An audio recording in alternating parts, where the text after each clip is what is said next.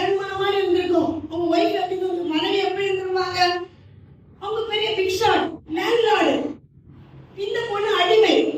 நீங்க சவுதிக்கெல்லாம் போங்க, ஒரு காலத்துல அடிமைகளை மிச்சாங்க பெண்களை. நம்ம நடக்குது நமக்கு தெரியாது, மீடியாவில் வெளியே கொண்டு வராங்க. அடிமைனா அந்த வீட்டுல ஆணும் பெண்ணும் என்ன சொன்னாலும் செய்யணும். அது எதுவா இருக்கட்டும், அது மென்டலி பிசிக்கலி எதுவா இருக்கட்டும்.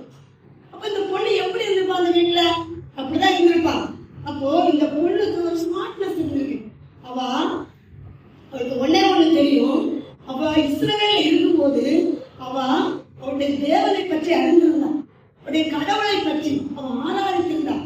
அவளுக்கு நம்பிக்கை இருந்துச்சு.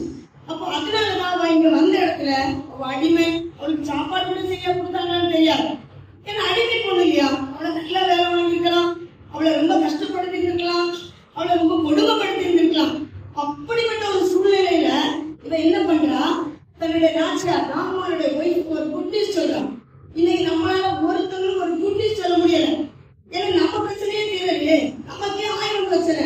எனக்கு கவலை, எனக்கு கண்ணீர், எனக்கு துக்கம், எனக்கு பாரம், எனக்கு இவ்வளவு பிரச்சனை, இதையே முடியல. அப்ப நம்ம எப்படி மற்றவங்களுக்கு குட் நியூஸ் சொல்லுவோம்? நம்மளால முடியாது. முதல்ல நம்ம சந்தோஷமா இருந்தாலும் நம்ம ஒரு என்னது திருப்தி, நம்ம மனரம்யமா இருந்தாதான் மற்றவங்களுக்கு என்ன செய்ய முடியும்? ஒரு குட் நியூஸ் சொல்ல முடியும்.